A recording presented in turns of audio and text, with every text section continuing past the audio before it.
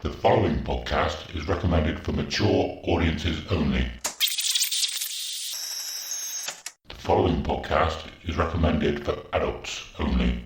Maturity is not a requirement.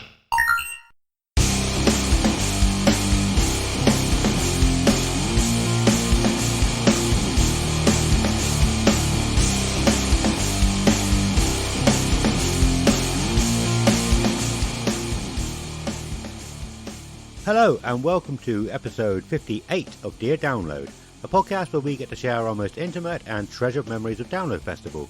We'll talk about each year, the bands we saw, the bands we missed, and everything else noteworthy that happened across the weekend. Also, we'll touch upon any news, other festivals, and the music industry past, present and future. This week is the third episode of our sort of mini-series, I guess. We've done albums that turned 30 this year, we've done albums that turned 20 this year. This episode, we are doing albums that turn 10 years old this year, so albums that were released in 2013. And there were some big albums that I had never heard of. So we'll get going very soon, but as always, I am Adam, and I'm here with Simon. How are you doing, man? Hello, sir. How are you? Hello, yeah, very well, thank you. Yeah, doing all right. Good. I'm excited about this episode. Well, all of them have been like ramping up. Like last time we covered 2003, which was great. But yeah, to that 2013, wow, some absolute bangers in 2013. Very good. So yeah, excited to talk about them. Well, before we go into that, how has your last couple of weeks been? Yeah, good, really good. Yeah, not been doing too much really. I'm sure we'll get to the weekend that we just had in a bit. But yeah, apart from that, just working, doing a lot of driving for work at the moment. Been all over the country.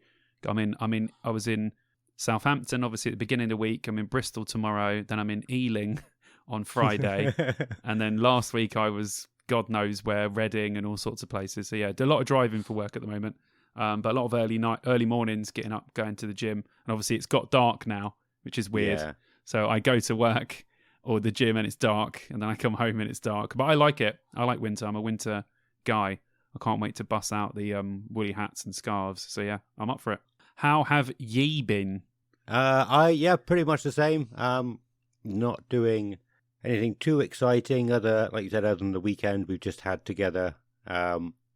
Working. I've got a week off. The week after this comes out. So I got a week off.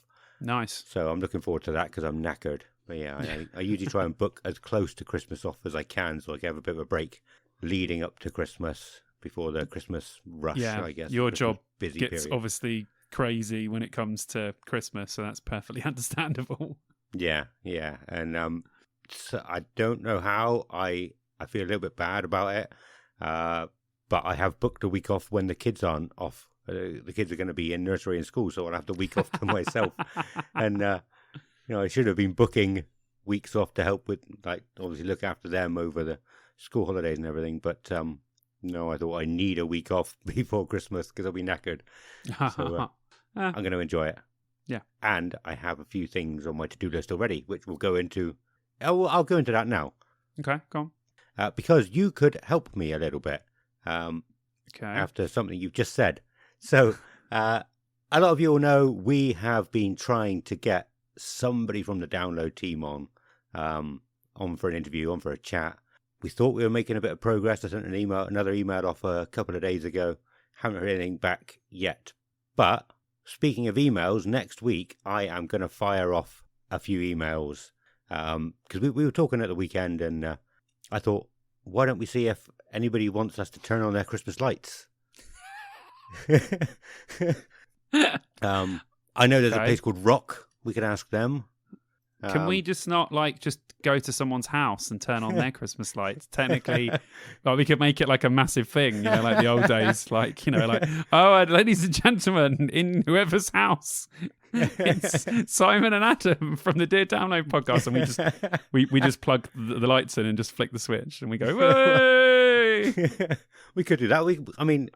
It's a long time between now and Christmas, so we could do lots of Christmas light turn-ons. Yeah, if you want us to, if we don't get anywhere to do it, if you're listening to this and we can get to your house, we are willing to come and switch on your Christmas lights as long as we can film it. Yeah, and for petrol money. Obviously. Yeah. We'll have a rider too, I think. Some beer. So, some beer on the An rider. American football helmet full of cottage cheese. That's my one. Cottage cheese. Yeah. Awesome. But yeah, no, I was thinking, like I said, I know I've been to a place called Rock, and I was doing the rock hands going through into the village. I think it was down in Cornwall or somewhere. There's a place called Beer near me. I might email them. So yeah, any place, there might be a town called Dickinson or something. Well, I'll find lots of places to email and say, oh, please, let's do this it. is who we are. You want us to come and turn your Christmas lights on. But yes, feeling that we'll do houses as well. That's fine. Yeah, we'll do houses anyway. The way you can help me, sorry, I went a long way around to get to this. Go on. Just keep an eye out for signs for places like towns and everything. Okay. When you're going to drive to, like, say, Southampton, go down like the A roads and go to as many towns as you can. Okay. Make a day of it. Go down a day earlier and just go through those towns, trying to find places that we can. I'm up for it. Yeah, because obviously Google. I could just Google it, but no, I was using that as a good segue for myself. Anyway, the weekend was fantastic, wasn't it? Very good. I had a lot of fun. We done a lot of drinking, and done a lot of stuff. It was very good, very nice. Yeah, so we went to Bournemouth at the weekend to see In Search of Sun, who were playing at the Anvil on the Sunday night, but we went down on the Saturday night. Stayed at Hotel Celebrity. A really weird hotel that I picked. I thought, this would be fun. They've got loads of like themed rooms of celebrities and stuff, and I was like, well, that'll be fun, won't it? Like, they'll do some crazy stuff. So we went in, we got the Elvis room, which I was really excited about. Opened the door, and it was just a normal hotel room with pictures of Elvis everywhere. Like, it wasn't anything spectacular, but it was still hilarious. It was really good, and all the rooms were themed, and the hotel itself was quite interesting. Had loads of like weird figures and models and pictures and stuff. But yeah, it was an interesting place to stay. A little bit cooler than staying in just like a normal hotel. So yeah, it was good. Yeah. A bit of a gimmick because, like you said, it did just feel like a travel lodge or a Holiday Inn or something. Yeah. But they just put stuff on the walls to go, oh look, this is different. Yeah, I like that though. And they had like red carpet as you walk in, and like they tried to make it just a little bit different to other. I can see why people book it because they might just really like Arnold Schwarzenegger and they want to book the Arnie room. But I did say to you that they missed the trick because I booked it under Simon Bond, and they didn't give us any of the James Bond rooms, which is they missed the trick with that one. Yeah, wonder if there was any rooms related to Cox. Definitely. I don't know. Anyway, James Corden. They didn't give us a James Corden room either because my name is Cox. Fucking hell. Here we go. Oh my God. Right, it's going to be a long night again, I think. Yeah, it was fantastic. We went down on Saturday. We went out for a little bit on the Saturday, didn't we? You said you were going to vlog it. I didn't see you filming that much. I vlogged everything, dude. Did you? That's the video that's going to be coming out this week. How did you not know that? You'll see the back of my head a lot because he was probably filming a lot when I wasn't looking done then. it. I do it so naturally now that you don't even notice. Yeah. But yeah, I vlogged everything the whole weekend. I don't understand how he didn't see me filming as I filmed everything that we did. So I did. I saw you filming like only about 3 or 4 times. I was like, I'm just good at doing it, I think. It's YouTube Shorts, this one, is it? It's still going to be a proper vlog. So yeah. So that'll be out by the time this comes out. So if you actually want to know what me and Adam got up to at the weekend, go and check out my Bournemouth vlog because it's got me and Adam's trip to Bournemouth. Awesome. Yeah, so we went out Saturday night. That was really cool. You'll see all of that on the vlog then. And then Sunday, In Search of Sun. And they were touring with Scarlet Riot, weren't they? Who I thought quite good. But yeah, it was a really cool gig. Not too sure about the Anvil. My ears were really hurting after a few songs of Scarlet Riot. So yeah, it's a small little venue with one of those rooms where the sound just bounces around. But when In Search of Sun were on, it sounded really, really good. Yeah. And it was they're very good friends of mine, so it was good to just see them hang out. And for Adam to meet them properly, obviously he's met Leader. You guys will know we've had Leader on the show a few times, the singer from In Search of Sun. But yeah, it was just nice for him to meet everyone. And yeah, they're really cool dudes. And it was their last show of the tour. So they were happy and sad at the same time. So yeah, a lot of mixed feelings. But it was a wicked night, and they were really, really good. And they've just announced another tour for next year. So yeah, they have. Yeah. I'll definitely be getting to a few shows of that. 100% the Bristol one I'll be going to. Yeah. Definitely. What's that? That's the 8th or 9th of May, I think, isn't it? Yeah, something like that. So I think it's the day before. Vicky's birthday's on the 10th, on the 8th. So it's I think it's the day after or something. So yeah. Awesome. Yeah, I'll definitely be getting to that one as well. Probably bring Kelly along for it. Yeah. But yeah, that was really cool. I can't believe we went all the way to Bournemouth to a gig. Yeah.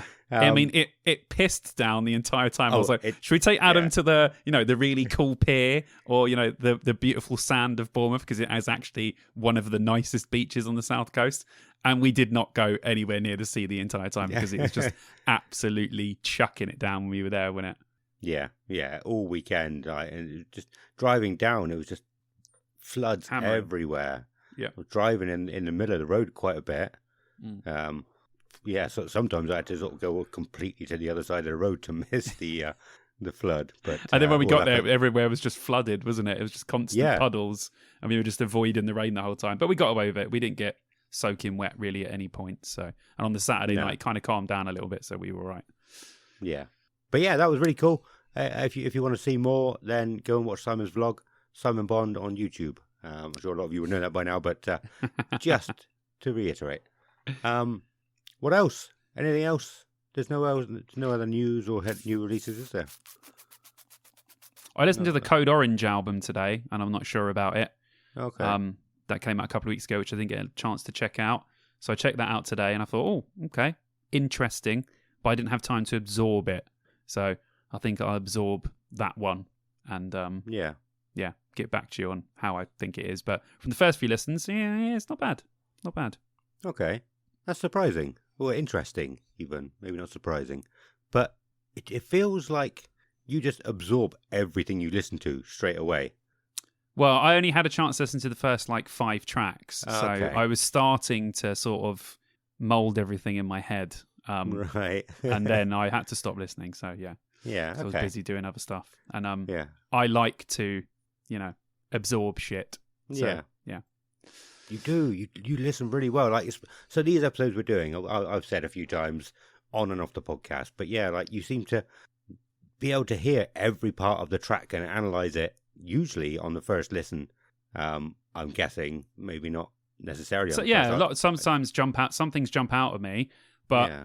Sometimes I listen to an album for the third time. I'm like, how did I not notice that before? Where was my brain? Because I was probably concentrating on something else. But I don't know. I just seem to absorb music really well, and I can separate things in my head from drums and bass and stuff. I don't know. Maybe it's a musician thing that we all have inside us, where I learnt to play from listening to stuff and sort of getting a feel for it, and obviously reading tabs and shit back in the day. But I don't know. I can absorb sounds really well, especially if it's within a genre where I know and I have history in. I can sort of pick bits out, which is why I like these episodes, because I like to go through something and pick it apart and say, "Oh, that sounds like that. That sounds like that. Oh, that's a bit darker. That's a bit, whatever." Especially if I know the band, because then I can separate it from the rest of the stuff in their catalog. Yeah, I really like these episodes as well. I struggle a bit more than you, though. I think I find them hard work, but I still really like them. You keep saying this, but I think that is, B word, because you've been totally fine. And like I said to you before, you bring up stuff and then I say, I have that exact thing in my notes. So I think you're doing yourself again. You guys will all know from listening to this podcast, I'm a glass half full guy. He's a glass half empty guy. And that is why we work so well together. Well, because that's a really good analogy.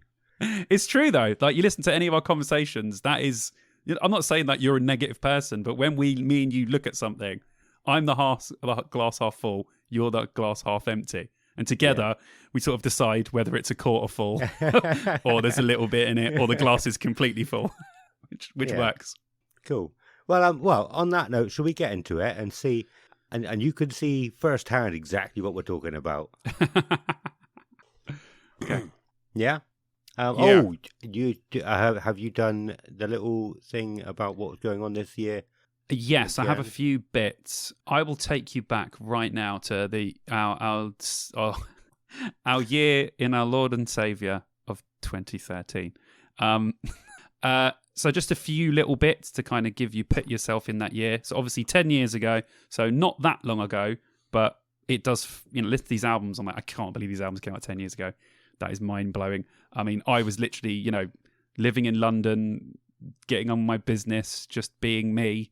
Never thought that my life would change so much within 10 years. So it's crazy to look back at these albums and think about what was happening when I was listening to them. But anyway, so let's just go through some random stuff to get you guys in the mood. So in 2013, HMV went into administration for the first time ever. And if you remember, they had loads of stores everywhere, and then they all closed, and they have popped up in places now. But obviously at the time, they were a big, massive, sort of chain. And with music, like things like Spotify coming in and that, CD sales started to go down. It's when streaming platforms had really started to take hold. So obviously sales of DVDs, Blu-rays and stuff. So they lost a lot. So weirdly, this was the year they went into administration after 90 years of trading. So they've been going for 90 years at this point, which is incredible. Like, I still love HMV. It's super expensive, but they always have cool stuff in there. Barack Obama was inaugurated for his second term as the US president, which is pretty cool. The King in the Car Park, which is a cool thing. It's a really good documentary as well. A skeleton, thought to be that of King Richard III, was discovered under a car park in Leicester. And after tests, they realised, yes, it actually is King Richard III's body that had turned up. They'd lost it, obviously, all this time. And they were just digging to dig out this car park and found King Richard III's body in Leicestershire, which is absolutely mental. But there's a really good Channel 4 documentary about them discovering it and trying to figure out who it was and why it was there and what was there before, because they had no idea where this body was, but it just turned up in this place. Then they realised that there was loads of other bodies and stuff. So yeah, it was actually a really, really good watch. Sir Alex Ferguson retired as Manchester United manager, which is obviously a big deal to football fans because it's a bit of an end of an era. And finally, Lost Prophets frontman Ian Watkins pled guilty to his offences. So, yeah, 2013. Jesus, that was a long time ago. Movies-wise, it was actually a really, really good year for movies. There was tons of stuff. Pacific Rim came out, which was a great film. Ender's Game, Iron Man 3, The Wolverine, Man of Steel, Kick-Ass 2, Her, which is a really good sci-fi film, Oblivion, Elysium, Wolf of Wall Street came out. There was actually This Is the End. There was really loads of really, really good films in 2013. Like, I could go on. There's like a list of about 50 really good films that came out in 2013. So yeah, not only was it a good year for music, there were some really, really good films out. I think I went to the cinema quite a lot that year, I would have thought. Yeah, probably.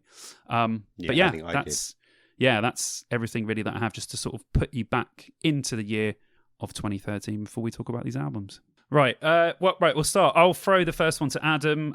So what we normally do is Adam sort of talks a little bit about the album and how he felt about it, and then I have notes that I will go through, and then we will talk about them sort of afterwards. So I'll start with the first one on my list, which is Killswitch Engage's Disarm the Descent. Did you listen? And what did you... I'm not going to say did you listen because I know he listened to all these albums. Yeah. So I'm not going to say did you listen because he listened to all these albums. So Killswitch Engage, Disarm the Descent. What did you think? Well, I want to start with a quick spoiler. Okay. There was a list of 10 albums that Simon sent me. I had only listened to one of them at that point. What, previous to this, to us doing this? Yeah.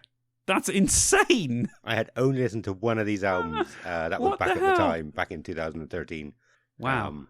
All the other albums, like I said, I didn't even know they existed. I wasn't paying attention to the mainstream hard rock and metalcore. Wow. And none at all. So, I've said before, I am not the biggest Killswitch fan, but that's not to say that I'm not a fan. I do like a lot of their singles. This one, it punches you in the gut straight out of the gate, doesn't it? That's one thing that... yes.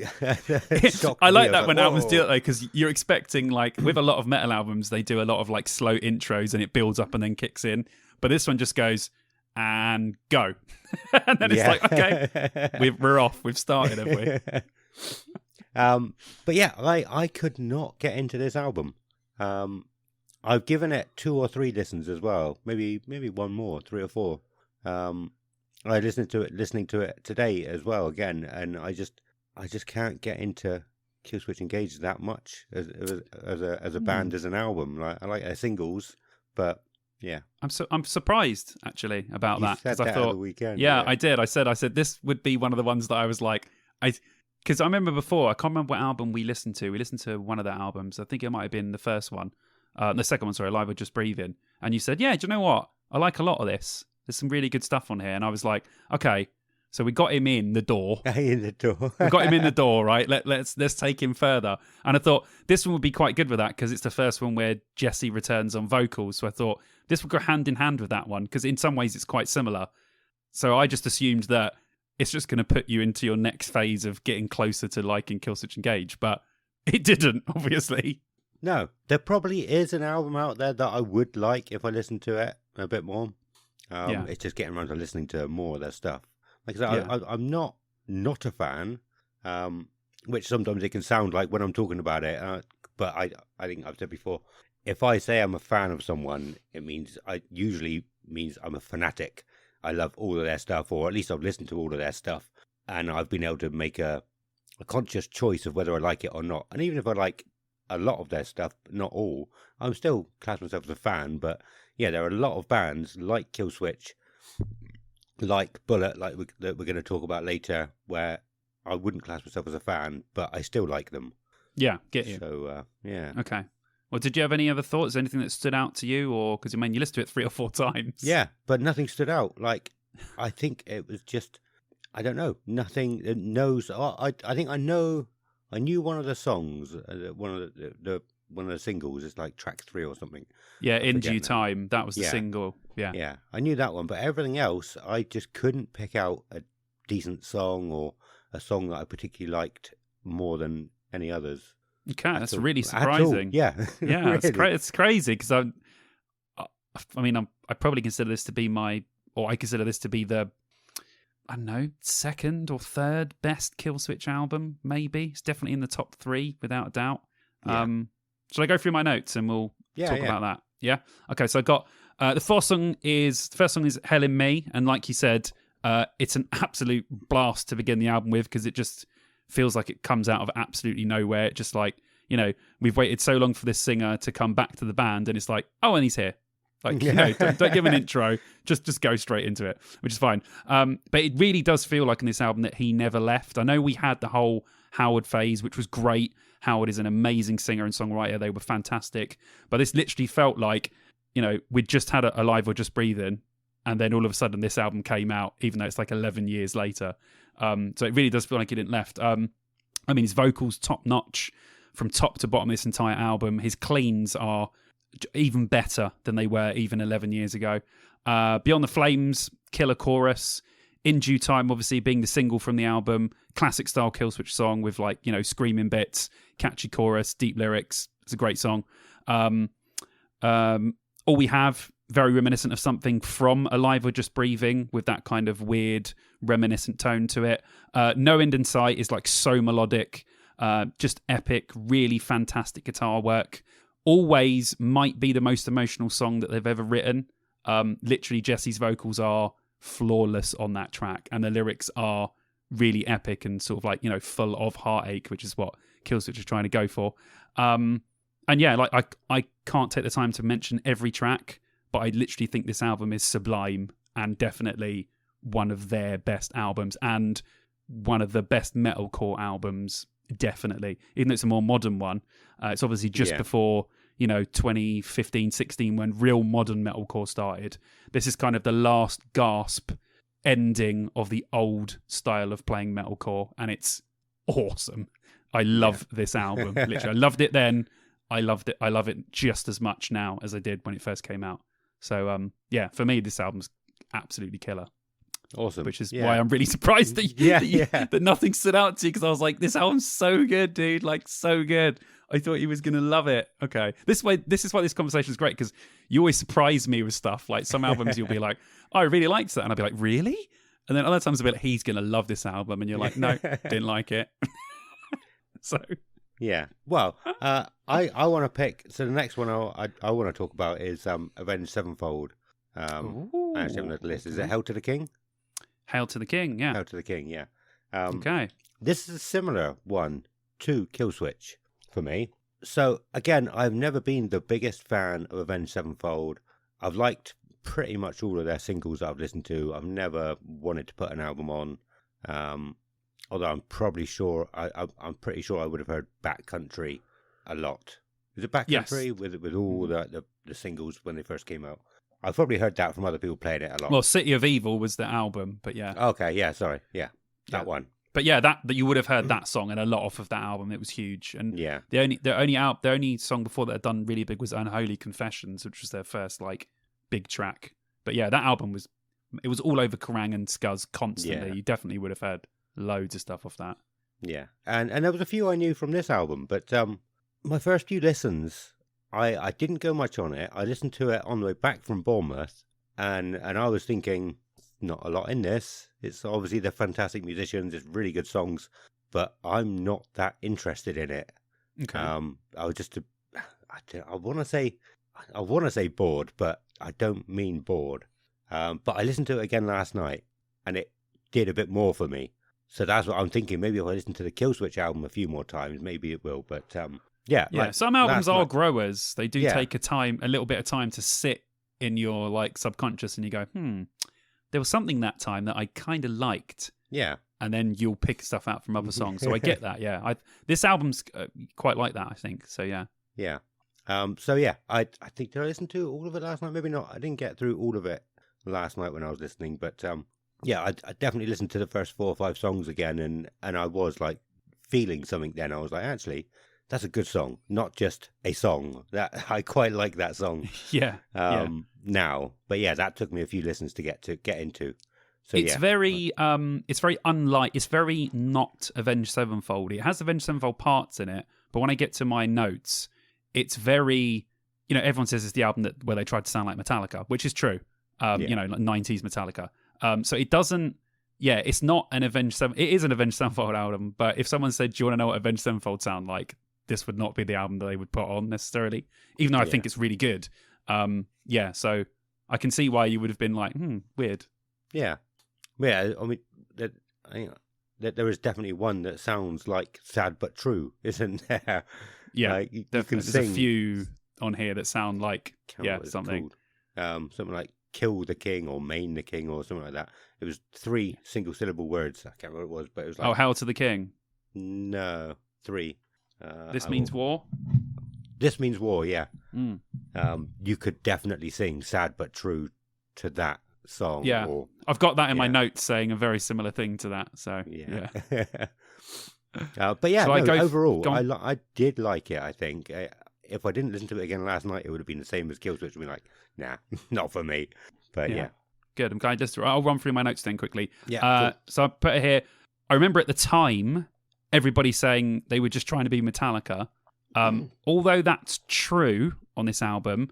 The album takes massive inspiration from the Black Album from Metallica, but that is one of my favourite albums of all time. So I don't know how at the time I wasn't that into this album, because looking back on it now, I'm like, why did I not listen to this more at the time? Because it's good. So I put, it starts with Shepherd of Fire, great track, literally sounds like a mix of Sad But True and Enter Sandman, literally wedged together with all the like spoken parts and the really heavy sort of drum sound with that really boomy kick sounds exactly like the sort of tone that Metallica had on the Black Album.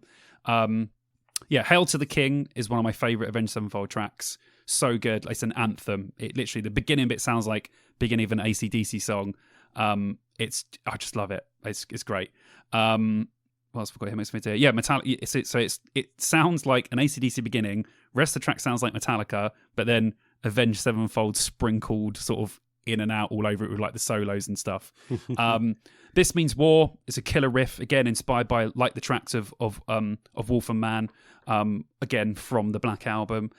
Crimson Day is a good slow track. M Shadow's vocals are really, really good on that track. He's got some pipes on him.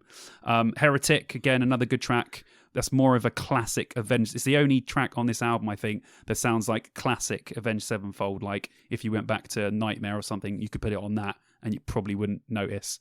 The closer of the album, Acid Rain, kind of feels like me to an homage to Guns N' Roses. Like it sounds very similar to November Rain with the sort of piano and him singing over it, and it's quite rocky more than metally.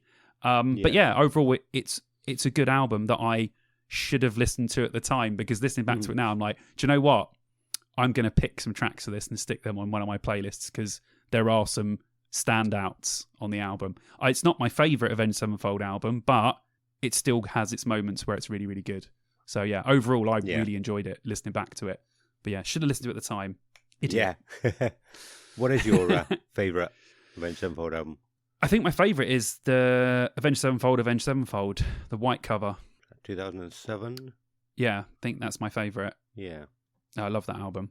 But I think, I don't think they've made a bad album necessarily. There are some I like more than others.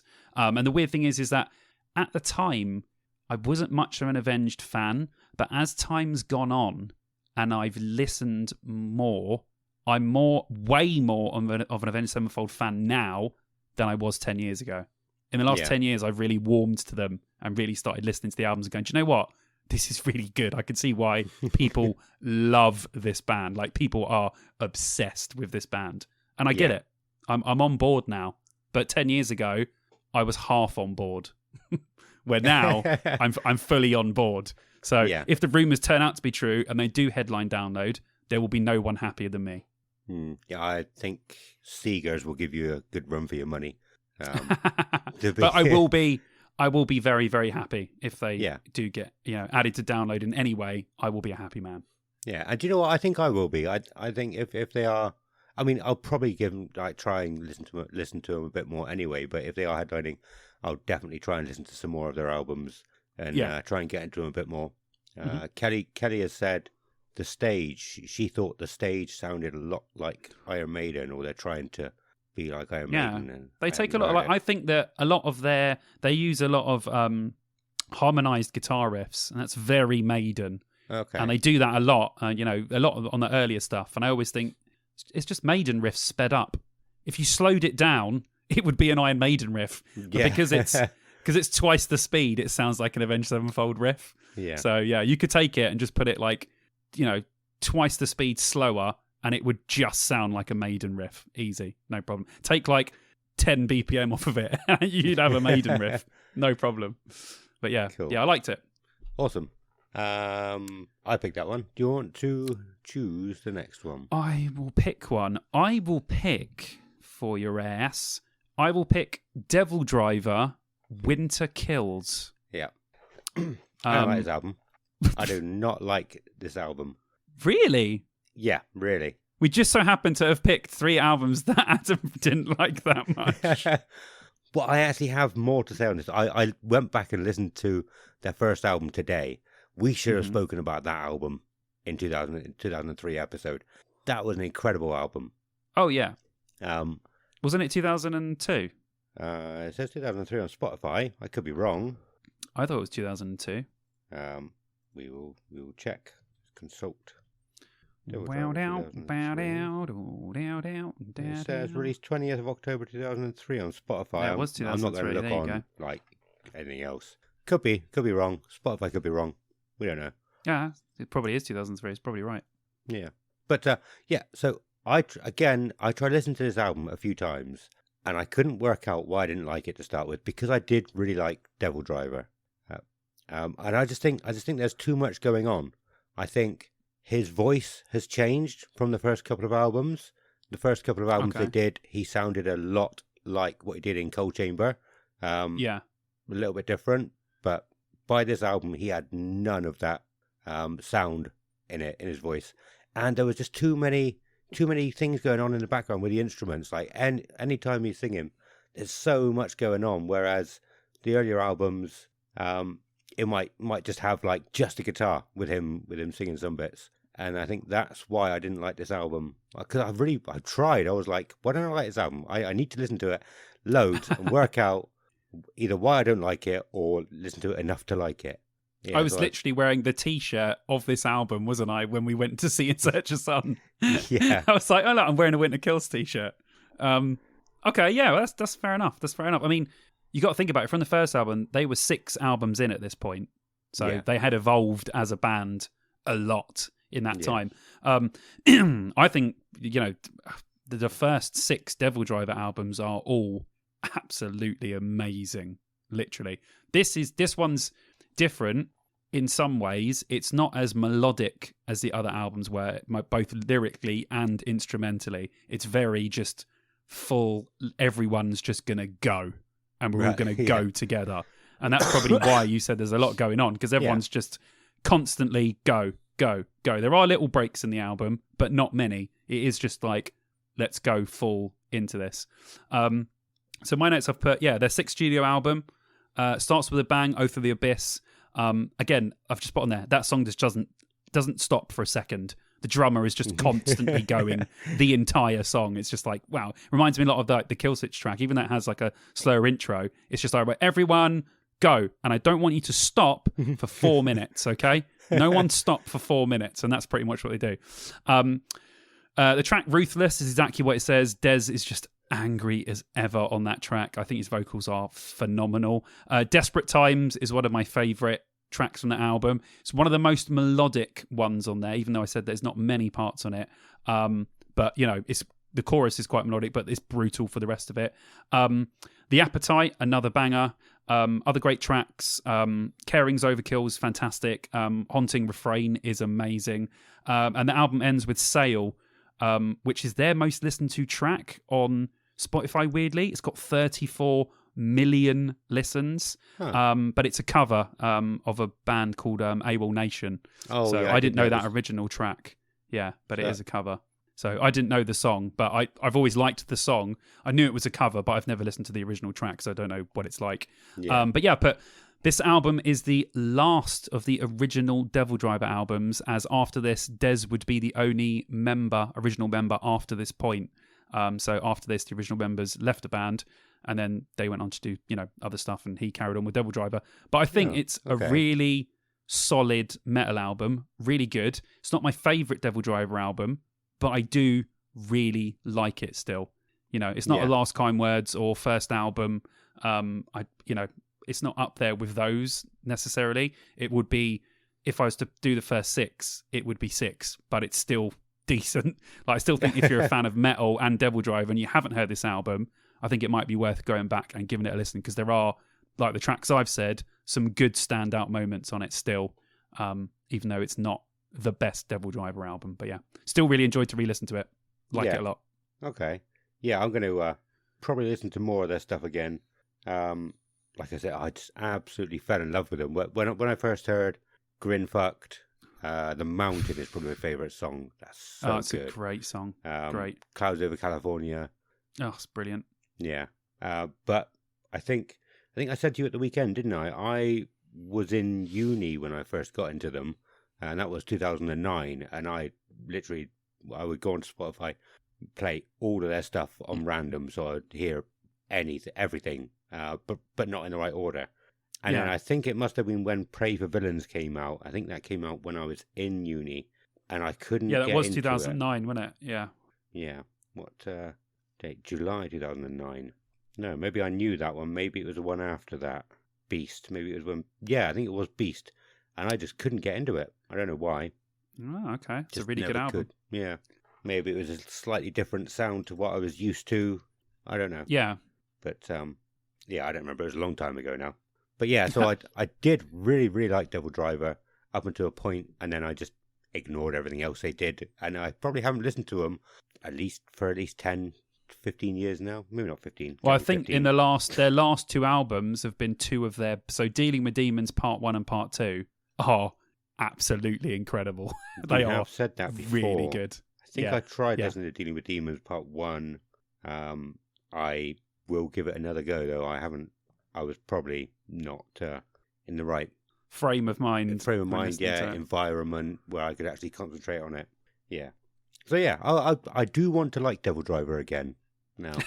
While thinking about it, I forgot how much I liked some of those earlier songs. Definitely. Cool. It is my turn to pick now, isn't it? It is. Go for it. Have a look at these notes. There's not a notes. It's in Messenger. I think. Do me a favour. Pick one that you like.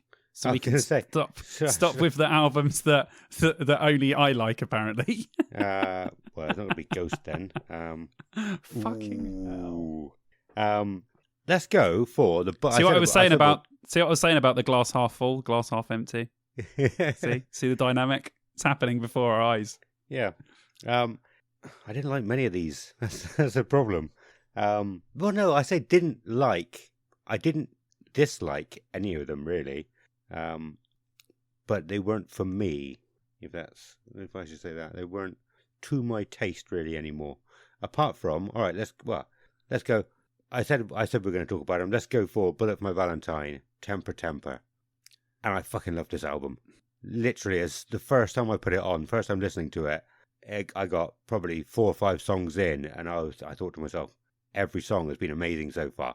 It didn't have to sink in, like it just sat in my mind, and it was just like I could follow it. Yeah, as if I could follow it without hearing it. You know, I mean, you know, when you get familiar with a song, you know exactly what riff's coming up next. It's weird. Out of all these albums, I thought you would like this album, but I didn't think that you would love this album. Yeah. I thought that the ones we've already spoken about, you know, being Devil Driver or Kill Switch or whatever, I thought you would like those albums over this album. But of course, as it turns out, you loved this one. Yeah. But yeah, it's a really good album. I don't really have much else to say about it other than that. But I have listened to it several times, enjoyed it several times, and I will probably carry on enjoying it and probably try and listen to some more of their stuff as well. This is another band I never listened to a single album apart from I probably listened to The Poison when everyone else was listening to it, so I heard it second or third hand, I guess. Mm-hmm. I didn't put it on myself, but every single single I've heard, I've really liked. Yeah. Oh, like I consider Bullet to be one of the most underrated metal acts just ever. They're just phenomenal, and they're so unappreciated. I have no idea why, but they are a fantastic band, both live and on record. Like, so underrated. They should be just giant. I know they're big on Spotify, but you know, they should be absolutely massive, but for some reason they're not. But it's not bad for a bunch of random metalers from Wales to do this well with the band, so fair play to them. But yeah, I'm glad you enjoyed it. Really glad you enjoyed it. Me too. Do you have any more notes, or shall I go through mine? No, that was all I have to say. It's incredible. Okay, go through mine. So yeah, so Bullet for Valentine, Temper Temper, the last album with the original lineup. After this, bass player left, Jason, and then just before they done the album after this, the drummer left as well. So that was the last time that this was the original lineup of Bullet. But I've got here Bullet going in a different direction to the last album before this one, moving in a more melodic metal / rocky direction, cutting back on the metalcore style. The album starts though with big screams, no messing around. Like Breaking Point is such a banger of an opener. Like, doesn't mess around for a second. Great riffs. The guitar solo in that song is... I watched Padge play it on YouTube. He was trying to teach people to play it. Yeah. And even when he was slowing it down, it was like, this guitar solo is absolutely insane. Like, it is mental. He's a really great guitar player. Both of them are as well. Matt's a great guitar player, but Padge is just killer. Truth Hurts is a great track. Again, good chorus, lot of velocity. Temper Temper, I think, is one of the weakest Bullet singles. I don't know what they were trying to go for, but it doesn't convey what I think they were going for. After listening to deluxe versions of this album, and they added on tracks that they were supposed to add on at the time, I think they had better tracks that they could have replaced Temper Temper with. Okay. And I know at the time when that came out, a lot of people did not like that single because it was just very far removed from what they were doing before. I could see what they were trying to do, but I don't think it landed with that song. Dead to the World, by far the best slow song on the album. It's a great song, great solo, great tone. His vocals are wicked. Riot, similar to Temper Temper, not the strongest Bullet song, but it's way more catchy and rhythmically better than Temper Temper is. And I liked it a lot more as a single, and I still like it a lot more. Tears Don't Fall Part 2, good addition. Interesting, messing with the same riffs and chords they used in Tears Don't Fall, but then doing a part 2 version of that where it is slightly different and rearranged, obviously, from the track that they originally done on the Poison. So that is really interesting. Living Life on the Edge of a Knife, which I didn't know was co-written with Chris Jericho of Fozzy. I never knew that. But that's a really good song. That was always one of my favourite songs on the album. And that ends the original version of the album, but obviously now they've added 2 more tracks that are part of the deluxe version of it. But originally it ended on Living Life on the Edge of a Knife. It's a good track. This album has its moments. I think it was a bit of a misstep and considered to be the worst Bullet album by most hardcore fans. Although for me, it's not a bad album in the grand scheme of things. It's still a great rock metal album. But for me, it's my least favourite Bullet album. Although, take that into context where I think every Bullet album is good. Yeah. But this is my least favourite Bullet My Valentine album. But still has really good tracks and some really good moments on it. But they were trying to do something, and then they obviously rectified it and went right back to sort of what they do on Venom, which was the one after this. But yeah, I'm really glad you enjoyed it because it's got some absolute bangers on it. Yeah, definitely going to listen to some more. I'm going to listen to more of all of these bands because I think when you first sent me this list, my reaction was there were some massive bands on this list. Yeah. And I'd not heard of any of them. Not heard of any of the albums. I've not listened to any of them really. So yeah, I do have some catching up to do. At least it's wet your palate for some of these bands, which is good. So yeah. Even if we've started on a place where you're like, yeah, but I can see why I would like them, and then maybe you'll find something else in their catalogue where you'll be like, oh god, this is great. So yeah. It's a good place to start. At least you've been introduced to some of these bands, you know. Yeah. Do you want to pick the next one? Did you pick that one? Okay. Let's go. I think I did. Let's go to another one that I probably know you'll like, which is Korn, The Paradigm Shift. Okay. Adam, I know you're a Korn fan. Yeah. Do you like this album? What do you think of it? I really like this album. So this was the only one on the list of 10 that I listened to at the time. I listened to this in 2013. Interestingly, I had like a Facebook memory come up the other day. It sounds sad and cringy. I'm going to say it out loud. It is quite cringy, but this is what I said about it 10 years ago. It was like, Korn, I have largely ignored everything you've done for the last 10 years. But the new album, in the first 2 tracks, you have won me back. Okay, it's not cringy. That's fine. It feels it. If I'm saying what my Facebook status was 10 years ago. That in itself is cringy, a little bit, I think. So obviously last episode we talked about Take a Look in the Mirror and Untouchables, and I really liked both of them. And then it went into a weird dubstep stage, didn't they? Well, there was a few albums between that, but yeah.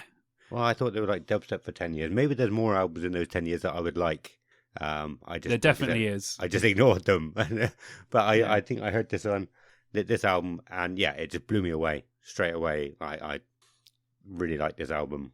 I assumed they were dubstep for 10 years and other weird. They only done stuff. one, and it was like a half dubstep album, and did they? That was the catalyst for this album. There is a lot of that on this and them now. That was the start of modern era Korn. There's a lot of this that was taken from Path of Totality, 100%. Yeah. I have that in my notes. What was See You on the Other Side? Yeah, Twisted Transistor sounded different. Coming Undone. See You on the Other Side is one of my favourite Korn albums. It's great. Coming Undone, it just sounded, it just felt like it changed the sound a lot for those. That's the only 2 songs I heard. I'd never even heard of Untitled until... Untitled's good. It's not my favourite. It's near the bottom of mine. And then the Korn 3 after that is probably my least favourite Korn album. Okay. But I like Path of Totality. I think it's great. Were those 4... Hang on. 1, 2, 3, 4. Were they not just 4 pure dubstep, zero Korn? That's what has been in my head this whole time. Thinking, right, no, the Korn that I know is fading away and the dubstep Korn is coming in. No, they okay. they only done that one Path to Totality album, which had all of the features of people on it. Yeah. Okay, well, I have some Korn revision to do as well. If after Take a Look at the Mirror you were going, I really don't like that dubstep Korn, you should have started making dubstep, because you would have started making it before anyone had even invented it, I think, at that point. Yeah. So... I don't know. I don't know what I was doing at this time. Why I didn't even know those Korn albums existed. But yes, I really like this album. Let's go back and have a look at the track listing, see if I can grab something from this. So I mean, looking at the track listings now, Pray For Me and Love and Meth were, the first two, which absolutely blew me away. But the whole album in general, I think two of the songs that I really, really liked when I was listening to it, and I sort of would look forward to every time, I guess. Mass Hysteria was one, that's such a good song. And Punishment Time, I think I really like both of them. But I think the whole album is good. The whole album is really good. It is, yeah. It's definitely one of my favourites. Also, do you have? I'm going to ask you the same as the other time I asked. Do you have a favourite Korn album? Have I asked you this before? Oh, that's too hard. Is it? That's too Okay. hard. That's too hard. Yeah, I'd have to. You know what I'm like. I'd have to look at all of them. I'd have to get them all in. That would take me ages. But there's a lot of Korn albums that I genuinely love. This is one of them. It's really good. It's like Okay. their first step in them, what I call the modern day Korn. This is sort of still how they sound now. They change it slightly, but this is the first new phase modern era Korn album, and it's so good. It's such a good start. I think every album after this has been phenomenal. Literally phenomenal. Every single album since this album has been flawless. Like, really, modern Korn is so good, and they just get better and better live, and their albums just seem to be always really good. They're just one of the most consistently good bands in the genre, I think. But anyway, I'll go for my notes, shall I? Yeah. So I put the first album that Head returned on. So he left the band after 2003's Take a Look at the Mirror, and then came back for this album. So that was a very nice surprise. And it did sound like they'd missed him a lot, because they'd done good stuff without him. But you could tell he's back on this album. Such a great guitar player. So I put here, combining a lot of elements from the Path of Totality album, keeping a lot of the synth and electronic elements from that, and putting them into this album, and a lot of that now follows through in modern day Korn. But a lot of it came over from that, which is wicked. Pray For Me obviously kicks off the album. Banger of an opening track. That chorus is so good. Love and Meth, great Korn single. Again, killer chorus. Spike in My Veins starts off quite weirdly subtle, like a sort of normal-esque Korn song. And then the chorus has that mad synth bit with a... And then it, obviously with his vocals over it, sounds really different. You know, you could tell it was Korn trying to do something else, but it really worked. Paranoid and Aroused is the epitome of modern day Korn. Catchy vocals, great rhythm section, classic Korn guitars, electronic elements. It's just all firing on all cylinders. It's just like, let's put everything in because it sounds great. Mass Hysteria, amazing. Victimized, such a good track. It's All Wrong. They try something a little slower and more prog-esque in Never Never, which was a great single. I thought it was really, really different at the time. But I loved it. But yeah, I love this album. Still love it now. It's a solid Korn album. One of my favourites. If you haven't heard this album, I would highly recommend you going and listen to it, especially if you haven't been a fan of Korn, because this might kick that off for you. It's a good place to start, I think. Yeah. No, nicely said. Yeah, love it. Listen to more Korn, and I will too. Mm-hmm. There's a deal. Me and the listeners. Your homework, everyone, for this after this class is to go and listen to more Korn. Okay, everyone should listen to more Korn. That's the takeaway. I would be interested to hear if so. It seems like you had probably heard every single one of these albums that we've talked about, apart from maybe some at the end of this episode. But obviously, I am very lacking. There's some reasons for that. I was in my own little world, I think. But I'd be interested to hear. I'd be interested to hear if most people have heard all of these albums, or at least 90%. Let us know roughly how many. Yeah. Let us know how many you listen, because in my eyes, this was a huge year. Like, the Avenged Sevenfold one I didn't really listen to, but all of the ones that I put on the list, I listened to all of these albums at the time, and I was like, my God, there are so many good albums that have came out over this year, and I knew that then. But looking back on it, I'm like, Jesus, this was a fantastic year, man. I really enjoyed myself with music this year. There was so much going on, and like they said, big bands releasing albums, which is great. It doesn't happen often when they all coincide into one year. We're like, oh my God, Korn released an album. Oh my God, Devil Driver. Oh my God, Chimera. Oh no, there's a new AFI album out. Oh my God, Bring Me the Horizon have released something that I actually like. Oh my God, what's happening? Like, my mind was ready to explode in 2013, I think. Yeah.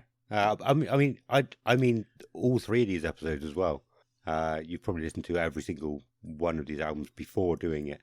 And I think we've tried to pick the most sort of iconic bands, maybe not the most iconic albums, although probably, but yeah, the biggest bands around at those times. So yeah, I'm interested. Let us know roughly how many of these albums you've listened to in the Discord. Yeah, definitely. It's probably more than me. Probably.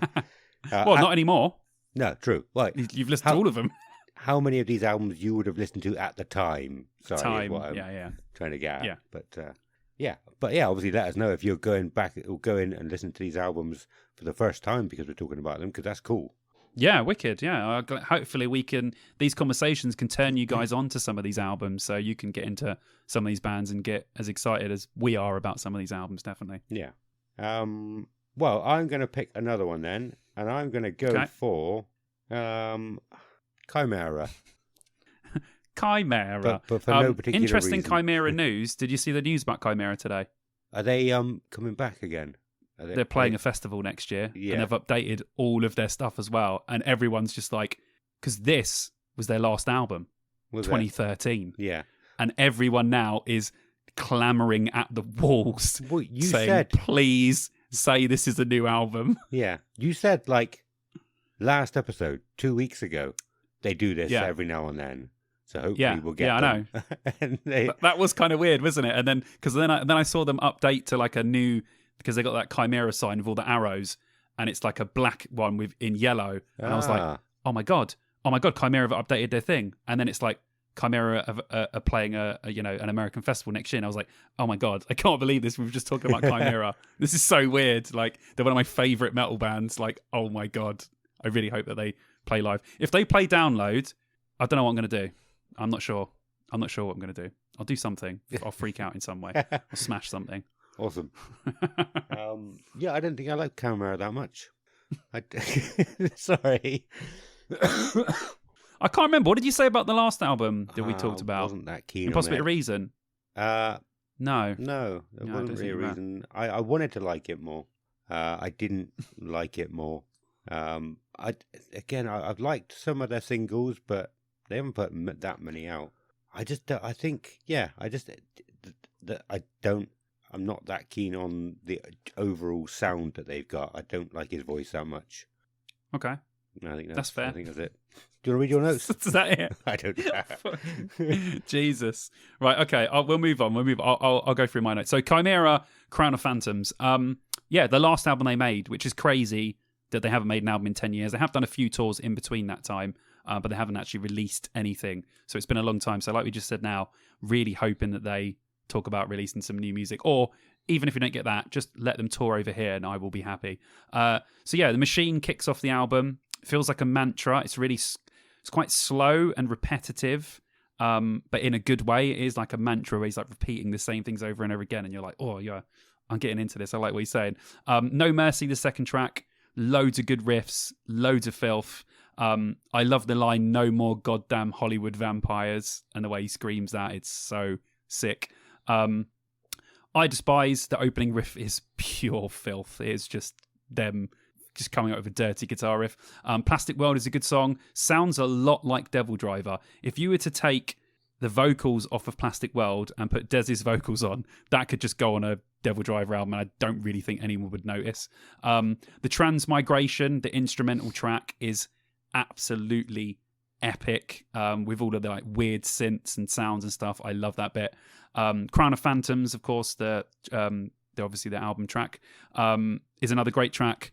The only clean vocal on the entire album is on Crown of Phantoms, which is weird because Chimera do cleans really well, but they were obviously just not in the mood to do clean vocals at all on this album. So they just done one, and they just went, there you go, there's your one. We're going to just do the rest.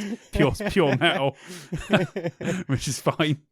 And Wrapped in Violence sounds like it came from the first album, which is my favourite album. It's got weird riffs, weird timings and vocals. Most of their other albums have a more prog feel. Like, they are standardly metal albums, but they have really proggy bits in them with weird timings and stuff. But most of this album doesn't have that. It's a straight up metal album with some weird bits, but not as much as their others. But that's not a bad thing, because I think overall it's a very good metal album. Not my favourite Chimera album, but very listenable. And I think if you like metal, obviously, or if you like Chimera and you didn't get to the latter stages of Chimera, I think this one might be worth a listen, especially if you're a fan and you didn't listen to it. And as they're back now, it's just a great excuse to go and listen to Chimera. So yeah, but I really like this album. I know I've said that about every single album that I've said so far, but I really like this album. So yeah. Awesome. That's it. I don't think I do. Yeah, anyway. Not many albums left. Do you want to pick? Who do you want to talk about next? Did I pick that one or did you pick that one? I did. You did. Let's talk about the elephant in the room. Let's talk about Ghost. Okay. Let's talk about Ghost 2013 Infest Isomam. Go. Me. Okay. So, I said I had not heard any of these albums. I didn't even know Ghost were a band until at some point after we started this podcast. So at some point in the last 2 and a bit years, I recognized their existence. So I had no idea that they were around 10 years ago. They probably were around longer than that. The first album's 2010, so they've been around for 13 years, dude. Yeah. Well, I managed to avoid them until a couple of years ago. But I did not like listening to Ghost at all. No, I didn't. Didn't like any of it. No, I did not. I'm not an asshole. I'm not gonna be like, oh, it's just 80s goth pop. No, I just don't like. This album isn't that though. This is when they were going through. They were still in their dark phase at this. It was the next album where they really started to sound like ABBA with distortion. Okay, but yeah. This album still, I call it the dark phase of Ghost. Yeah, there's nothing too nice on this album. But yeah, after this they got a bit nicer. Yeah, yeah. I just didn't like it. I know that they're I don't know what's the word. They're in the runnings to headline Download, and that's great. I'm all for that. But I just don't like them. I just don't like them. I'd probably watch them, but I'm really gutted that you didn't watch them. I mean, when they headlined that second stage this year, oh boy, jeez, that's a headline set. That is. They just add a few more songs in, you play that on the main stage, and wowza, you've got a show. Yeah. So yeah, kind of gutted you didn't see that, because I think you might have gone, do you know what?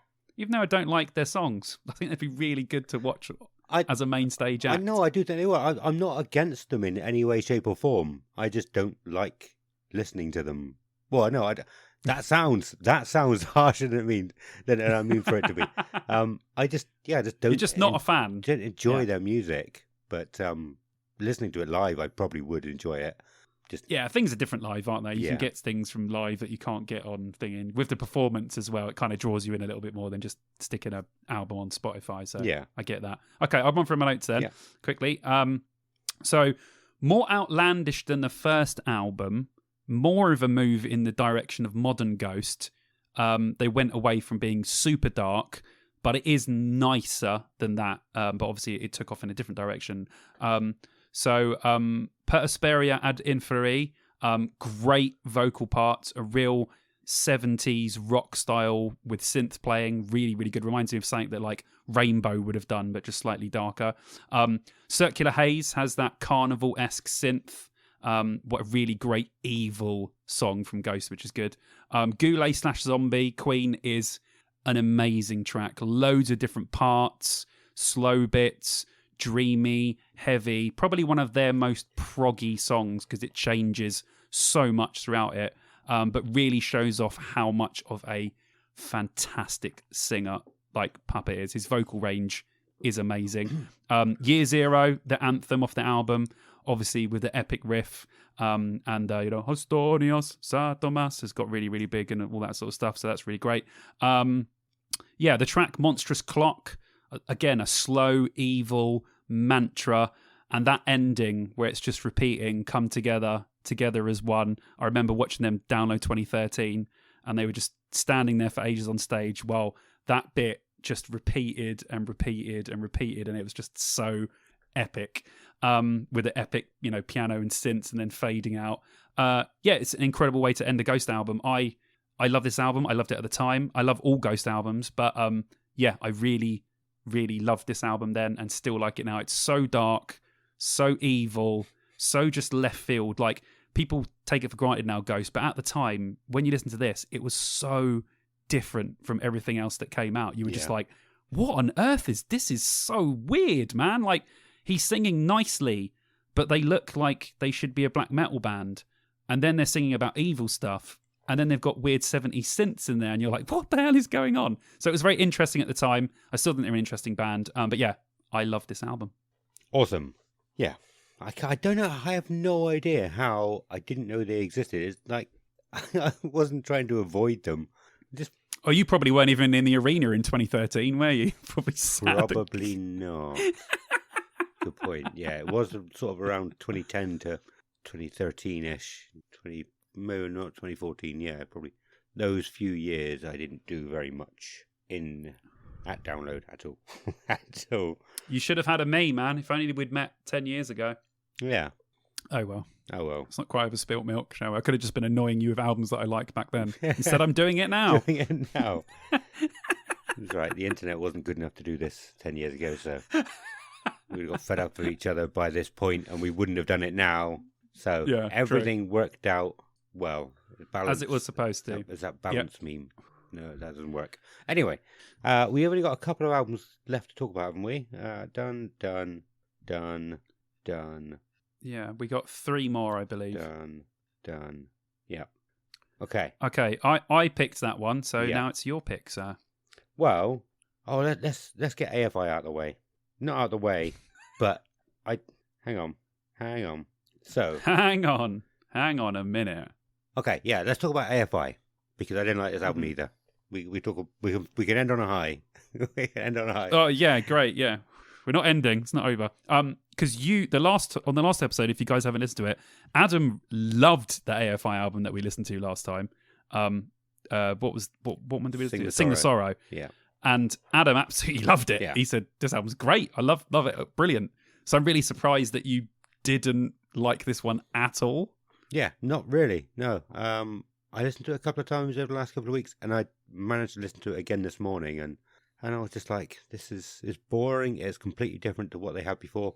Although I must say, I should have said this ages ago, but I want to say here, this is it's all my opinions out of the loop. So, for example, with the Killswitch album, people were waiting and like it was so exciting to have Jesse back, whereas I'm just listening to it 10 years down the line. You're going in dry in a lot of these albums. I haven't got that hype. I haven't got the knowledge of what they've done previously. So maybe, for all I know, this is what AFI sound like generally, and Sing the Sorrow was the one that was completely different to everything else. I don't know. That's my point. Yeah, totally. Like, I'm not. Yeah, I mean, it's very different. Yeah, it's very different to Sing the Sorrow, but yeah, it's in a different sort of vein. They've gone away from that sort of more goth punk style that they had before, and they've slowed it down a little bit in places, and they've got a little bit darker with it as well. Yeah. So I can see how. I mean, the albums are 10 years apart, and they've done obviously albums in between. Then slowly got to this point, whereas you've gone. I've listened to one for 2003 and 2013, and it's completely different. Yeah. A lot like the Korn one and other stuff. So you haven't experienced everything leading up to this. Yeah. Where I've been eased into it, and someone's just shoved you in and gone, go on, listen to it. So I get it. Yeah. I get it. Cool. Yeah. Yeah. So I just want to get that Good. out there at some point in this episode because hype does things to people as well. Yeah. Well, I feel like this album sort of came out of nowhere at the time. Okay. Like, I knew they were making a new album, but I didn't expect it to be this good. Obviously the opposite of what Adam said, but yeah. So AFI Burials, a really great dark themed album. Definitely one of their most moody. This Sinking Night into I Hope You Suffer is a great way to start that album, a proper 1-2 punch, because I Hope You Suffer, they're just so angry in it, and they don't normally do angry style songs, but they're really saying to that person, I really hope you suffer, which is great. I think that's a fantastic album, because both tracks are so different from This Sinking Night into I Hope You Suffer. A Deep Slow Panic, a really great, almost positive track for the album, considering the rest of it's so dark. It's in a quite positive vein. 17 has a really pop punk feel. I feel that song sounds a lot of this actually sounds exactly like a band called the Menzingers. So the band called, if you took the dark elements of this away, kept the musical elements, and added in some Menzingers lyrics, you could just have a Menzingers album, pretty much. Okay. That's what I thought, because Vicky's a massive Menzingers fan, and she's really got into AFI, because I think it's an easy transition to go from Menzingers to AFI, which is quite interesting. Greater Than 84 is a big tune. Davy's vocals are just fantastic. I love that song. The Face Beneath the Waves ends the album, and again in a really dark, eerie way. This album's pure dark vibes. It's a solid AFI album. They went in a slightly different direction. I didn't like the album before this, Crash Love. It's my least favourite AFI album. They were trying to do this, but I don't think they've done it as well. Okay. But this one, they went in on it. They went, right, we're just going to go really dark and make really loads of like cool, moody songs. And this one done really good. The one before I don't like, and I don't like the one after this either, weirdly. And then their latest one, Bodies, that came out in 2021, I think is one of their best albums. So there are 2 AFI albums that I'm not... I pick a few songs, but I'm not that keen on them in total. I think out of those 3, trying to be this records, I think Burials is the best one. But I think with the newest one, Bodies, they took it even a step further, and it's even better. But yeah, this definitely makes my top 5 AFI albums. I think it's really good. If you like sort of dark, moody stuff, or if you like the Menzingers, imagine if the Menzingers were goth, you'd like this album, pretty much. So Ben Chidzvidz, if you listen to this, I know how much of a huge Menzingers fan you are. I'm telling you right now, put on some eye makeup and listen to this album. You will like it, because it's really good. Yeah, and just so you don't have to rewind it, it's AFI Burials. Burials, 2030. Well, everyone knows we're talking about 2013. So any of these albums or bands, if you go to 2013, that'll be the album we're talking about. Unless they've done a stupid thing on Spotify where they release an album in a year that isn't the correct year, but it actually did come out in 2013. So we can't do anything about that, unfortunately. No. We've already talked about, throughout all these 3 episodes, our annoyance when Spotify does that. Yeah. Oh, the album came out in 1993. Oh, but it says it came out in 2017. Well, it didn't. It came out in 1993. So get your facts right. Sort it out. Sort it out. Come on, Spotify. Jesus. Cool. Yeah. So we've got 2 albums left. Cool. We should probably do your Trivium, pick, buddy. Trivium first, didn't we? Yeah, right. Trivium, Vengeance Falls. Yeah. Well done. I've been terrible. I don't think I've said a single album name, have I? So well done for keeping up with that. But yeah, the first couple of listens I had of this one, it was similar to a lot of these other albums. I was just like, meh, I'm not that interested. And then I listened to it again last night, and it sort of clicked again. It sort of, it grew on me a little bit, I guess, and I was a little bit more familiar with some of the songs, and I was, I actually do really like this album now. Awesome. I'm not sure how far I got through it every time. What was this? An hour long. We talk about album lengths in a minute, actually, after the next one, but yeah, I do think I'll listen to this one a little bit more. I had a similar thing with Trivium. I liked Ascendancy. I didn't like The Crusade. Was The Crusade the next one? Yeah. Yeah. And then I never listened to another album after that. So this is a big jump for me again as well. Yeah, they've had loads of solid albums there. There's a few that I don't really like. The Crusade's okay. Don't like Shogun at all. In Waves is unbelievable. And this one's really good. Yeah. Do you know what? I should listen to, I absolutely loved the song In Waves. Yeah, good album that is. Solid. But I don't think I've listened to the album, have I? Maybe I haven't. I should listen to their album. Yeah, it's a good album.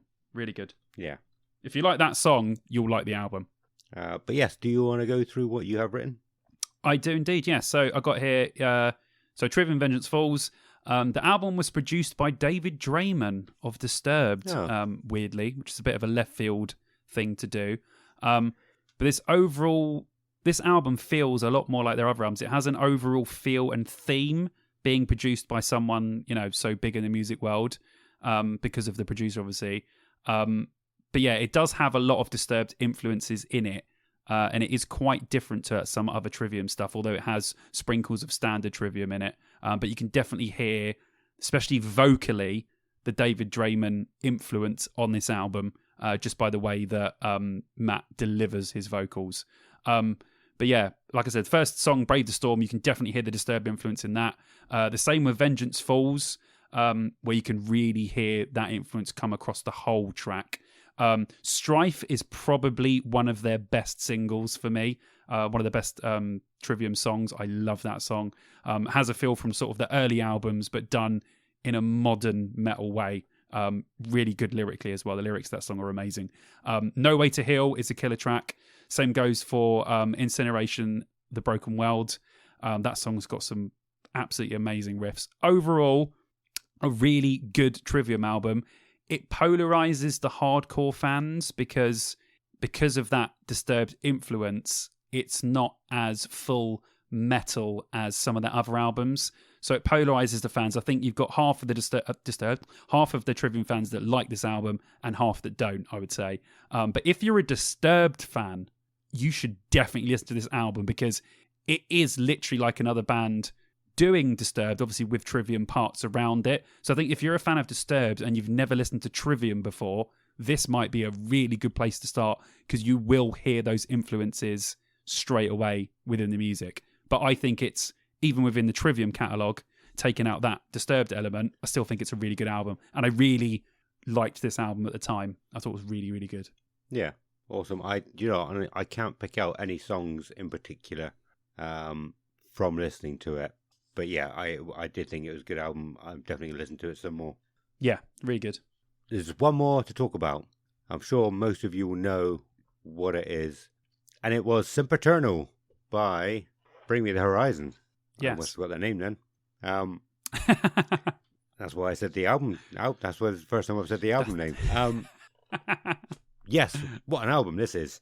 Long-time listeners might remember me saying probably like a year and a half ago, we were talking about this album, and I was like, do you know what? Well, I egged you on to listen to it because I was banging on about how good this album was and how good Bring Me were. Yeah. And they probably might have been announced for download at that point. And I said, you have to listen to this album. Yeah. And Adam listened to it and he was like, it was okay. Yeah, I don't think I liked it very much. Yeah, he's like, it was all right. There was a girl in work, and I was trying to, the girl in work who was wearing, like, she was new, like the first week or something, and she was wearing a Sempiternal hoodie, so I went to talk to her. And then she was like, "Oh, do you like it?" And I was like, "No, I don't." and then I was trying to get her to listen to a raunchy album to see if it sounded similar. Oh yeah, that was it. I said that a lot of it sounded like raunchy. Well, there are elements of it that sounded like some of the raunchy stuff. Yeah. Yeah. But what do you think of it now? I fucking love it. I need to get it up. Where are they? They're not even in here. I'll Bring Me the Horizon. There we go.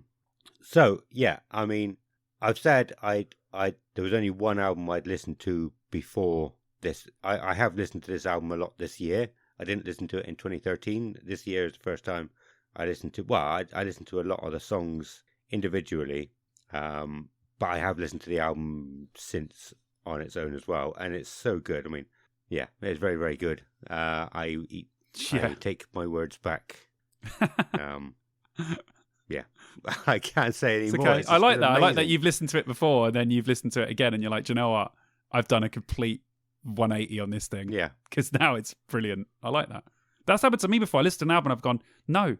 I listened to it like a couple of years later and I'm like, how did I not like this album? This album's absolutely phenomenal. Like, what was I thinking? What state of mind was I in to not? That's happens to me all the time. When I go back or miss stuff, and I go back and I'm like, why didn't I listen to this at the time? They listen back to it, I'm like, oh my God, this album's amazing. What was I thinking? I'm such an idiot. Like, yeah.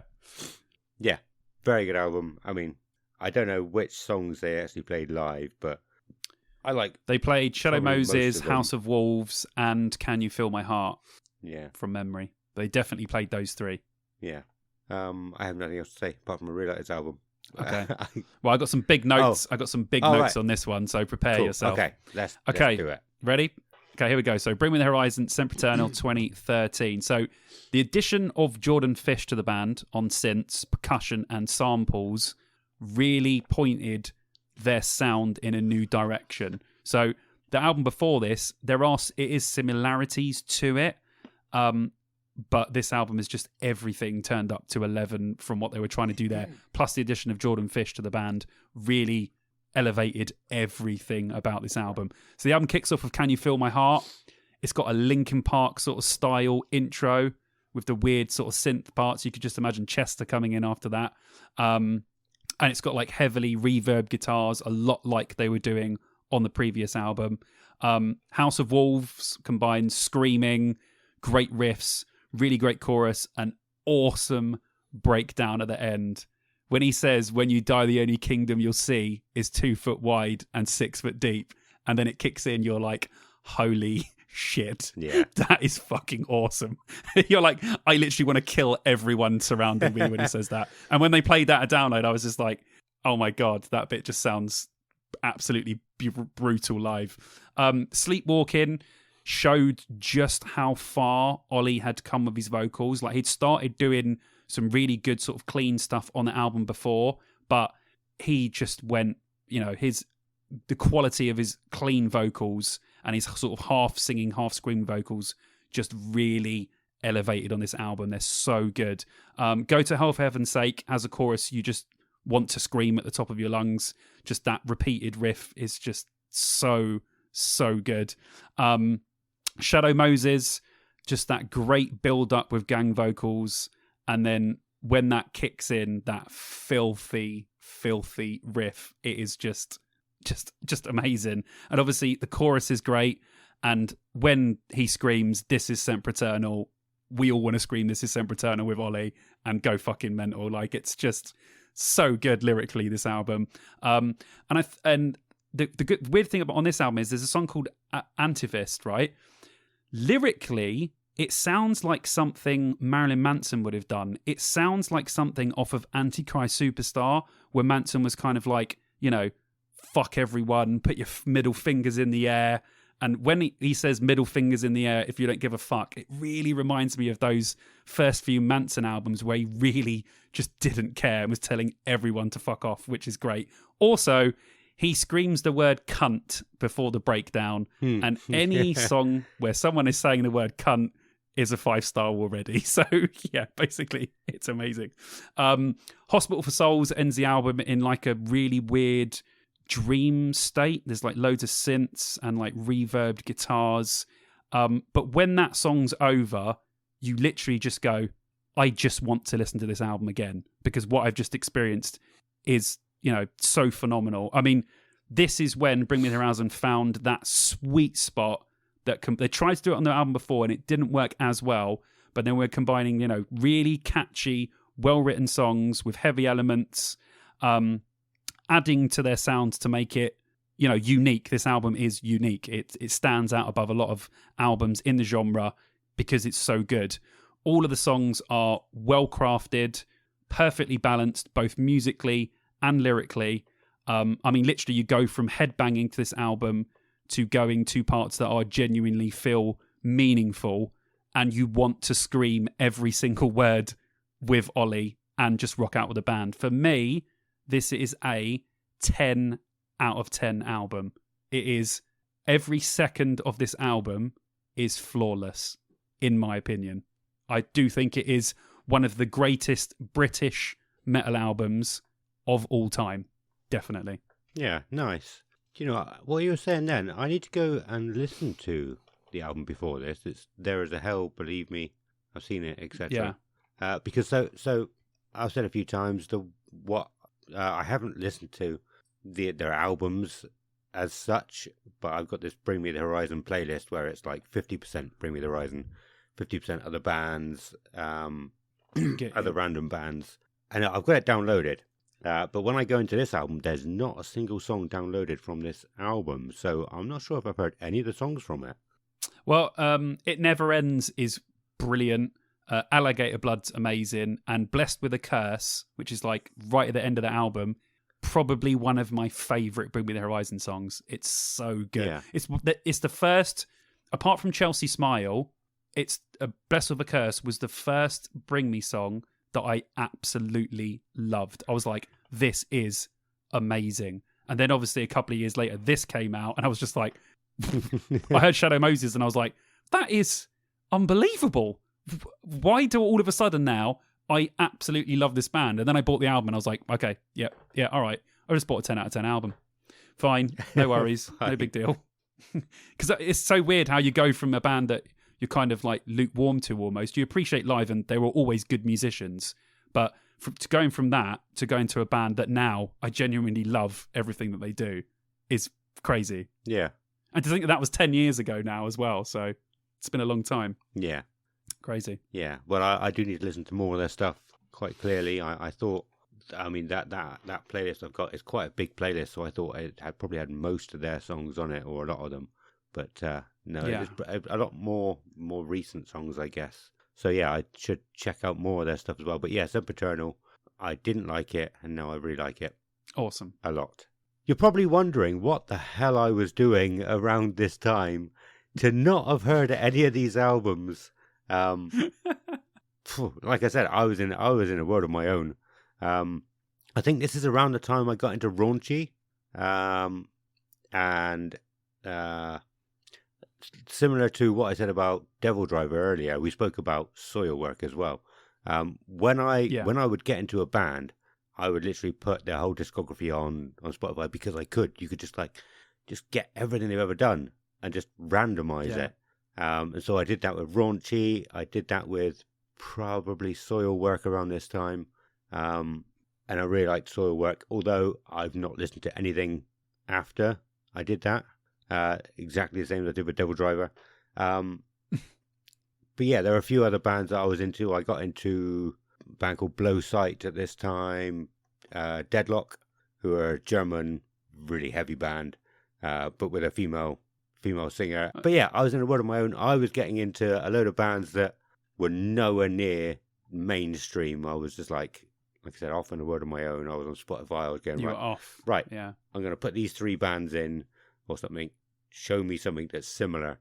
And then I would just sort of, a bit like, actually, yeah, this is probably a good analogy. Have you ever had an evening where you either do like a Wikipedia deep dive or YouTube, and you start off watching something relatively normal, and then like 4 hours later, you're sort of looking at really obscure things, like you've just sort of gone down a rabbit hole. Oh, dude. Rabbit hole. YouTube. Rabbit hole. I do that on YouTube all the time. Yeah. Oh, there'll be something I like, and then something will be recommended to me, and I'll watch that. And from that, I'll go, oh, I really like that. And then I'll be off. I could watch YouTube for a day and start one place and end up somewhere that's God knows where. Yeah, I love doing that. Yeah, awesome. And I think that's what I did with music over a certain period of time, I guess. Started listening to a bit more obscure stuff. Probably started with Sonic Syndicate, and then a lot of them left and formed The Unguided. And then that's when my sort of love of Swedish bands started. And I don't get me wrong, I tried to listen to probably some of these albums, maybe more sort of mainstream stuff, but I just wasn't in the mood for it. I don't know if you ever had that, or if anybody else has ever had it, where everyone goes through phases with music where you're into stuff and then you're out of stuff. Yeah. And you miss stuff. You know, we're always missing stuff, good stuff. I'm sure in a few years I'll go back, and over the last 5 years I've probably missed loads of good stuff that I'll end up liking. But I've been listening to other stuff at the time. You can't listen to everything. No. It's impossible. But do you ever get it where you've got to be in the right mood to listen to a new band or a new album? No. There might be other people listening, but like I was never in the mood to listen to a new album or a new band most of the time. You know, I'd try something new and go, no, that's not what I want to listen to. I'll go back to what I've been listening to for the last 3 months. Well, we already know this about you when you were like, I've listened to this one playlist for the last 15 years or whatever. Yeah. So that was around this time as well. That was sort of a little bit after this. I got into a load of new, weird, obscure Swedish and and like, where are raunchy from? Danish, German bands, and I just didn't care about any that came out over here. Like I said, I didn't even know about them, let alone just ignore them. So yeah, that's what I was doing around this time. Hence, well, you already know what I was doing, listening to all these albums. Yeah, I think. Oh, I started playing Hearthstone around this time as well. I was very good at Hearthstone. Oh, nice. And nice. Raunchy reminds me of Hearthstone. I would get home from work around 2:00, sit and play Hearthstone until about midnight, 2 a.m., and I would have Raunchy on non-stop for many months, like literally Raunchy. Nice. On random. And around this time, I did the same. I said it a long, long time ago. I don't know if you remember. No, you probably do remember because I reminded you. I did the same with Shinedown. I went to see Shinedown live, and then that's all I listened to for 6 months. I did not listen to anything else apart from Shinedown for 6 months. It's crazy. Oh, God. It's weird to. That's great. It's weird to think back to that time now, because now I'm in the mood to listen to new stuff all the time. I don't get that anymore. It's just phase you were going through at the time. You knew what you liked, and that's what you wanted to stick to. Whereas now, obviously, doing this podcast, we listen to so much music now. It's broadened your horizons where you think, oh, do you know what? I'm going to try this album or stick on something new, or that's come out, I listen to that, rather than going back to the stuff you're comfortable with. Which, where as me, I've always wanted to assimilate as much music as I could. So if there was something new, I wanted to be a part of it or listen to it. Just to say that I've listened to it, or most of the time I'll really like it. It's very rare for me to listen to something and just go, I straight up don't like that. So I think with me, it's just I just want to assimilate as many bands and albums into my brain as I possibly can. Maybe a subconscious thing. Maybe it was well, if I only like bands that nobody else likes, I can say whatever I want, and it doesn't really matter. They won't know that I'm wrong, or they won't know when I'm wrong when I say something wrong about them. Like, oh, they haven't played a video yet. Yeah, you've got a weird music imposter syndrome thing going on. But no, I think it could have been that. It could have been not specifically that, but I needed to be different. I needed to be. We're all different because we listen to metal, but I need to be even more different. I need to be listening to the obscure Swedish bands that hardly anybody over here has heard of. But I mean, it was good. It's still good music. But, great. I'd done a video recommending like 10 metal albums that I think you should listen to on my YouTube, and one of them was Wasteland Discotheque by Raunchy, because it's a really great album that I think more people should hear. So yeah, I'm with you. Awesome. Well, we should probably wrap it up there then, and call it a day for this episode. It's been good. I've really enjoyed going back. I've really enjoyed talking with you about how much you don't like these albums. It's been great. Well, we're in our second year of doing I'm joking. this. Maybe next year I'll like some of them. Maybe I would have evolved. Oh, I'm just trying to think. 1994, very good. 2004, very good. 2014, that's a tough one. I can't think of anything that comes to mind. I can. Yeah. Do you know what? Next year's going to be good as well. Go on. I mean, they're all going to be good, but I think next year, I think 94 and 2004 are really good from what I can think of in my head. But I also think that 2014 might have been quite good as well. Yeah, so, I do know. Cool. I looked at it for this year, but it's next year, 2014. Raunchy released their most recent album, Vices, Visions, Virtues. And it was only 3 years after that, they were posting that they were back in the studio, and they've done nothing since, the bastards. Oh, well, we will definitely have that album on the list. Such a good album. 100%. All right, we should wrap it up there. I think this has been a great 3 episodes. I'm looking forward to next year. Like we just said, it's going to be some awesome albums to talk about. I will try and start listening to some early, I think, maybe, so I got more time. I do struggle with time and struggle with having the time to sit and concentrate on it as well. I can always listen at work, but I mean, if people are being assholes on the road, then I'm not concentrating on the music. I'm concentrating on not crashing into them. But that's fair enough, I think. It's not very often that happens, but similar things happen like sometimes. But that is it for this episode. Thank you all for listening. Come and join us in our Discord. Our Discord is going really well at the moment. Really enjoying it. I'm pretty sure we've said a few things about it this episode. Some great chats in there. So you can find the link in the episode description wherever you find your podcast. It'll have a little blurb about it or whatever. You could probably click see more. You probably won't have the whole thing on there, and you'll find a Linktree, and that'll have links to anything you might need in there. Our social medias. We have our Patreon in there. We have a £3 tier and a £5 tier. A £3 tier, if you join the £3 tier, we'll say a massive thank you to you at the end of the next episode. If you join the £5 tier, we'll say a massive thank you to you at the end of every episode. So we want to say a huge thank you to our Patreons: James Harrison, Dan Jacobs Cross, Dean Delicado, George Butler, Christopher Hambridge, Henry Richardson, Ben Saccone, I got it, and Scott Seager. I think that's all of them. That is all of you. Thank you so much for supporting us. We really appreciate it. Every penny we get, we put back into the podcast. We really appreciate it. Thank you very much. Thanks, guys. Simon, do you want to talk a little bit more about your YouTube? I know you said a bit earlier. Yeah, again, as usual, going really well. I just finished all of my Halloween videos. So if you want to relive the spooky season, I've done like 4 different videos for Halloween, which is pretty cool. And by the time you listen to this, my Bournemouth vlog should be out, which does feature Adam as well. So if you're obviously a fan of the podcast, go over and watch, because we had a really, really fun weekend. So yeah. And just got, I don't know what else I'm going to do, but I've got loads of ideas and videos and stuff coming up. As always, a video a week. So yeah, come over and subscribe if you haven't. I really want to reach 2K subscribers, and it's getting really close to the end of the year. So I really want to push and get as many people to subscribe as possible. So yeah, come over and, comment or watch or whatever you want to do. Awesome. Well, that's it for this episode. Thank you all for listening. We'll see you in 2 weeks. It's a goodbye from Simon. Goodbye. And a goodbye from me. Goodbye.